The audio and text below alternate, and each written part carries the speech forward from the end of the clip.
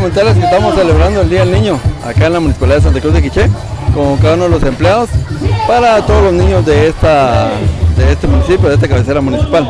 Algo bastante importante es que esto año con año se ha hecho desde esta administración. Correcto, sí, todos los años nosotros tenemos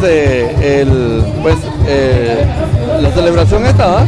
Y traemos juegos inflables, como ustedes ven, unos 2 juegos inflables grandes, 3 medianos y 2 pequeños. Además tenemos 2 pitacaritas, tenemos algodones para los niños, algunas coronas de McDonald's y algunos globos de McDonald's. Además el payaso, el payaso se va en un momento y vuelve otro payaso. Así que van a estar ocupados toda la tarde el día de hoy. Prácticamente está celebrando los grandes los niños santacruzanos. La verdad es que sí, los niños, pues ustedes pueden ver, están haciendo cola para pasar a cada uno de los lugares. Los que no están haciendo cola, pues están pasando, están escuchando al payaso. En fin, se están rotando los niños para ir a todos los juegos y estar en cada uno de los juegos que hoy les colocamos. Vemos padres de familia, pero también maestros que han traído a sus alumnos. Así es, algunos maestros que estuvieron dando clases en la mañana y otros que están dando clases por la tarde en sus escuelas. Si no lo celebraron, pues se vinieron acá. Y si lo celebraron en la mañana, pues los tenemos acá en la tarde con sus alumnos. Y lógicamente los padres de familia que los acompañan, ¿va?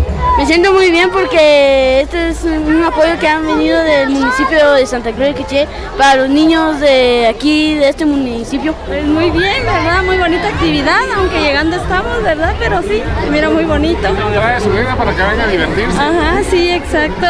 Pues bueno, feliz Día del Niño a todos, ¿verdad? Y que se la hayan empezado de lo mejor, ¿verdad? En este día, y feliz Día del Niño a todos. Pero fíjese que mis niñas se sienten felices. Sí, mire, yo los traje para que se vengan a divertir porque ya es sus días. Que se sientan felices y que disfruten de los juegos que están aquí en el parque.